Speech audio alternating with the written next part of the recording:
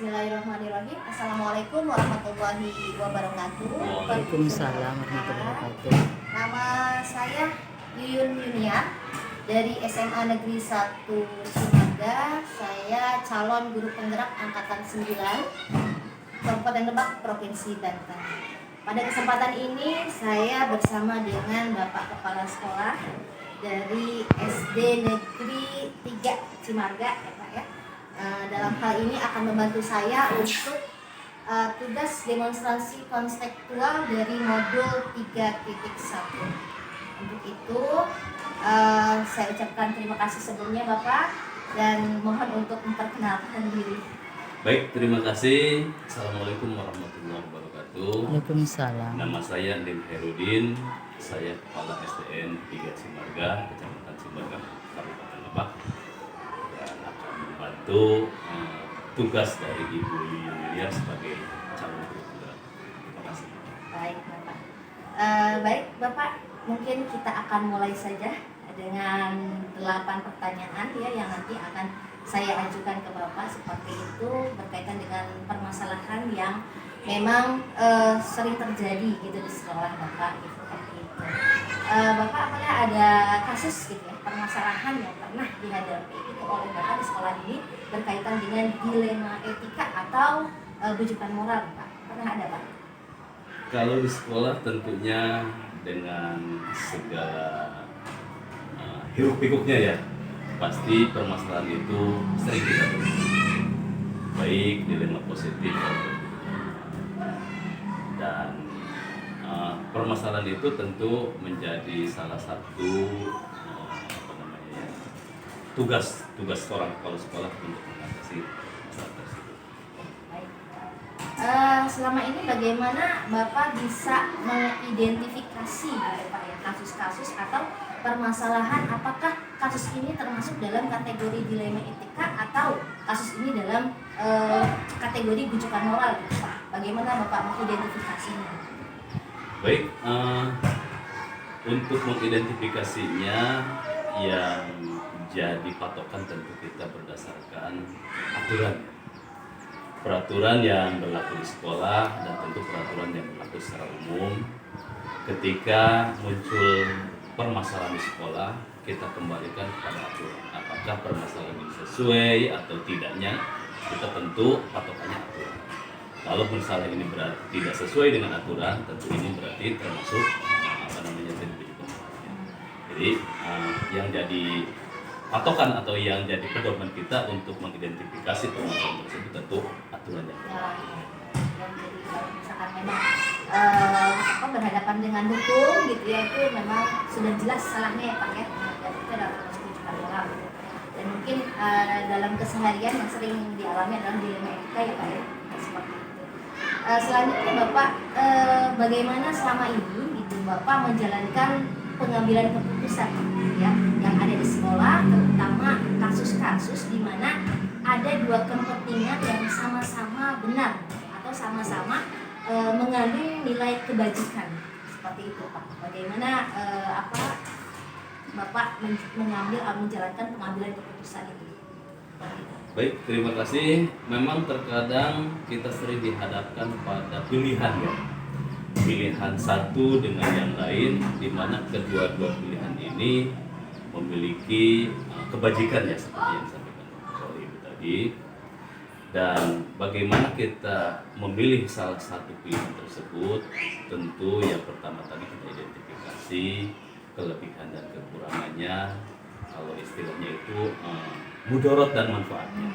Pasti dari kedua pilihan ini ada hal-hal yang lebih baik daripada yang lain.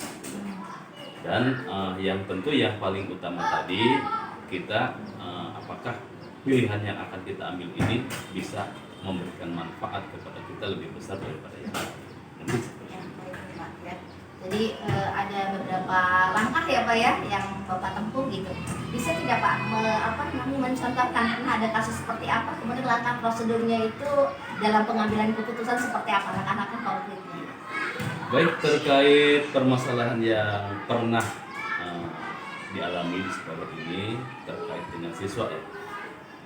Di sekolah kami ada siswa yang berkebutuhan khusus, yaitu dan sekarang ada di kelas 5. Namun permasalahannya siswa tersebut jarang ke sekolah, jarang ke sekolah karena mungkin juga pertama faktor ekonomi orang tua, yang kedua ketika saya menugaskan guru kelas untuk mencari tahu penyebab kenapa anak tersebut sering tidak masuk, yang ternyata anak tersebut tinggal bersama neneknya, orang tuanya bekerja di luar kota, sementara dia tinggal bersama neneknya dan neneknya mungkin juga punya kesibukan sehingga tidak fokus untuk mengurus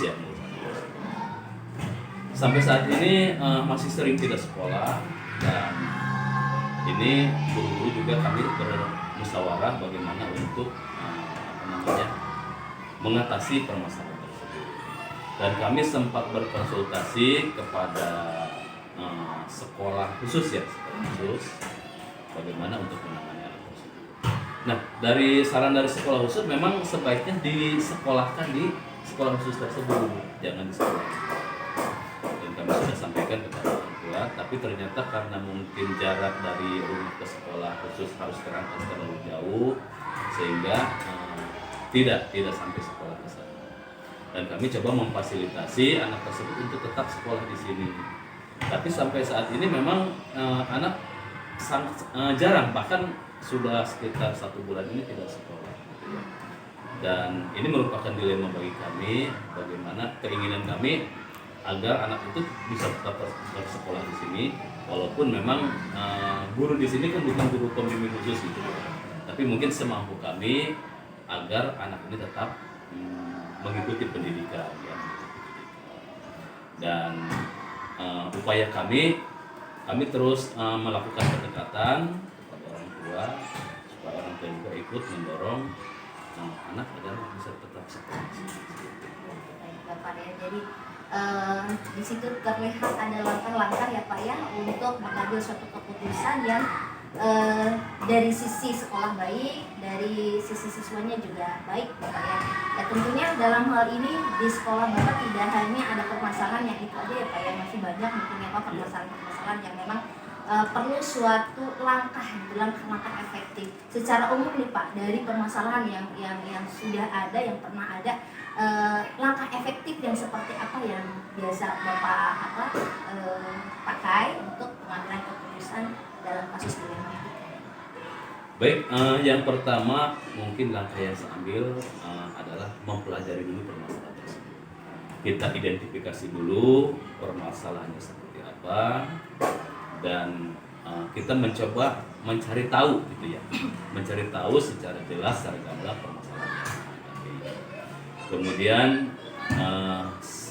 jika kita misalnya butuh bantuan dari rekan-rekan, kita coba misalnya berkonsultasi dengan rekan-rekan bagaimana untuk mencari solusi dari permasalahan tersebut. Selain itu, secara pribadi mungkin saya juga menggunakan literatur ya, mempelajari literatur bagaimana kita mencari tahu tentang permasalahan yang kita hadapi. Kemudian setelah itu kita coba karena ini adalah permasalahan sekolah, tentu berkaitan dengan warga sekolah juga. Kita selalu bermusyawarah dengan rekan-rekan mencari solusi dari permasalahannya. Nah, kemudian biasanya kami berdiskusi, ada masukan-masukan dari rekan-rekan tentang permasalahan tersebut, dan kemudian saya menentukan sebagai pimpinan tentu menentukan keputusan yang saya ambil. Dan ketika keputusan ini sudah diambil, maka semua harus bisa menjalankan dan menerima keputusan. Ya, jadi hasil keputusan yang bisa dipertanggungjawabkan ya Pak ya. Tentunya melewati beberapa tahapan gitu ya yang efektif untuk menghasilkan suatu hasil yang bisa dipertanggungjawabkan. Mungkin seperti itu ya Pak ya. Baik. Selama ini Bapak, pertanyaan yang kelima ini, ada tidak Pak tantangan yang Bapak hadapi dalam pengambilan keputusan dalam kasus dilema etika? Kalau tantangan pasti ada ya, setiap hal atau setiap permasalahan pasti ada salah satu tantangan yang saya hadapi terutama tentang dilema etika ini karena yang namanya rekan, yang namanya manusia individu tentu memiliki pemikiran yang berbeda-beda. Ada yang pro dan ada juga yang kontra. Ketika misalnya keputusan diambil, tentu keputusan ini tidak mengakomodir semua kebutuhan warga sekolah gitu ya. Ada warga sekolah yang memang setuju dan merasa diuntungkan, ada warga sekolah yang memang kurang gitu ya, kurang diuntungkan atau kurang setuju. Dan ini tentu salah satu tantangan ya bagi kita sebagai pemimpin, bagaimana bisa tetap menerapkan keputusan ini. Ya. Tantangan ini tentu juga memiliki dampak gitu ya, dampak bagaimana ketika tidak semua warga belajar misalnya setuju terhadap satu keputusan, tapi kita mengambil keputusan misalnya dengan suara yang terbulat, dengan suara yang terbanyak, bagaimana kita bisa memberikan arahan, bimbingan, motivasi kepada rekan yang tadi misalnya kurang setuju lah. Itu mungkin salah satu tantangannya. Artinya komunikasi yang efektif dan baik ya Pak ya, sehingga terjalin suatu kesepakatan yang sama-sama enak ya. Seperti itu. Baik Bapak, selanjutnya pertanyaan yang ke-6 ini berkaitan dengan jadwal ya. Ada nggak jadwal tertentu gitu ya yang Bapak persiapkan untuk menyelesaikan permasalahan-permasalahan yang ada? Kalau jadwal secara formal dan tertulis mungkin tidak ada. Tapi kalau berupa rencana, kita punya rencana seperti itu. Misalnya di bulan ini ya, di bulan ini target kita misalnya menyelesaikan satu permasalahan ya. Dan ini kita punya rencana, punya planning. Tapi tentu pelaksanaan perencanaan ini situasional gitu ya. Ya, terkadang kita dihadapkan pada permasalahan lain yang memang lebih urgent untuk segera diatasi. Maka kita menggunakan skala prioritas ya. Artinya mungkin permasalahan ini berjalan ya seperti air mengalir saja gitu ya, tidak bisa ditentukan hari ini harus begini, harus besok harus begitu, tidak seperti itu. Jadi situasional ya. Pak ya. Artinya kita harus gerak cepat ya dalam hal ini Bapak, saya lihat sih permasalahan yang ada harus segera diselesaikan ya, seperti itu. Baik, untuk pertanyaan yang ke-7 Bapak, ini berkaitan dengan faktor-faktor yang selama ini bisa mempermudah gitu ketika Bapak mengambil suatu keputusan. Ada tidak dalam perjalanannya Bapak menemukan seperti itu? Kalau faktor-faktor yang mempermudah mengambil keputusan ada. Yang pertama mungkin tadi kita komunikasi dengan rekan. Terkadang ketika kita mau mengambil sebuah keputusan, kita perlu pertimbangan dari rekan, ya, dari orang lain yang memang menguasai permasalahan tersebut. Ya. Nah, kita berdiskusi bagaimana sisi negatif dan positifnya, dan ketika kita minta pendapat, yang saya lakukan untuk mempermudah pengambilan keputusan ini tidak kepada satu orang, tapi mungkin kepada 2 atau 3 orang seperti kita. Nah, tapi tetap yang memutuskan adalah tetap kita. Kemudian hal yang mempermudah, hal lain itu yang mempermudah, yang mungkin kita selain tadi diskusi dengan rekan, tadi kita selalu upgrade diri gitu ya, selalu meningkatkan kompetensi. Nah, sekarang sudah banyak tersedia platform untuk meningkatkan kompetensi kita. Nah, dari kegiatan-kegiatan seperti itu kita mudah-mudahan bisa menambah wawasan sehingga bisa mempermudah kita ketika menghadapi permasalahan dan mengambil satu keputusan yang lebih akurat. Ya.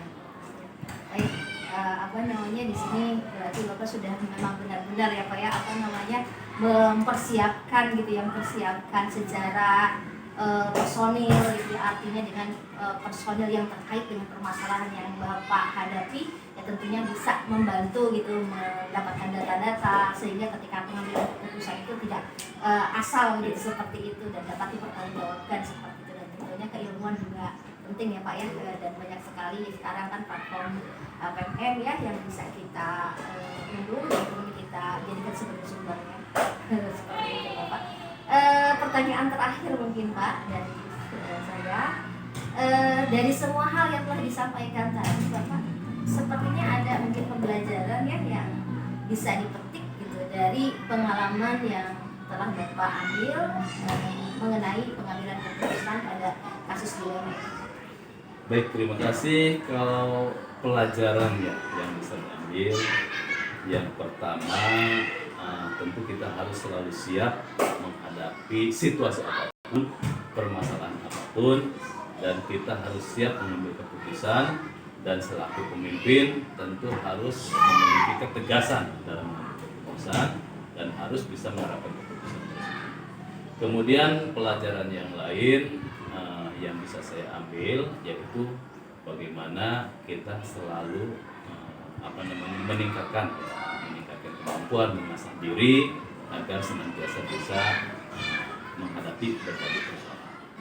Baik Pak ya, insya Allah banyak ya Pak ya pembelajaran hikmah ya yang bisa diambil dari apa yang kita hadapi gitu dalam sehari-hari. Yang pertama tentunya akan muncul nilai-nilai ketegasan ya Pak ya, yang nanti akan secara alamiah muncul gitu ya seperti itu, dan tentunya kemampuan kita juga dalam menyelesaikan permasalahan jadi lebih terasah ya, jadi terupgrade seperti itu, jadi lebih kuat seperti itu. Baik Bapak, terima kasih bincang-bincang kita pada hari ini. Saya ucapkan sekali lagi kepada Bapak, mohon maaf ini mengganggu waktunya seperti itu ya.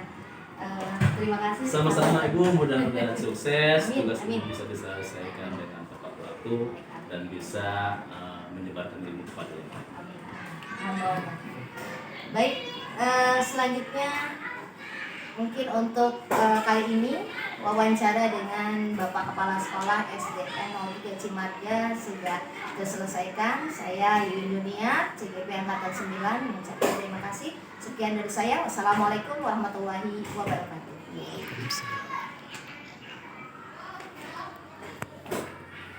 Belum dimatiin. Pijit. Udah dipijit belum? Oh, belum.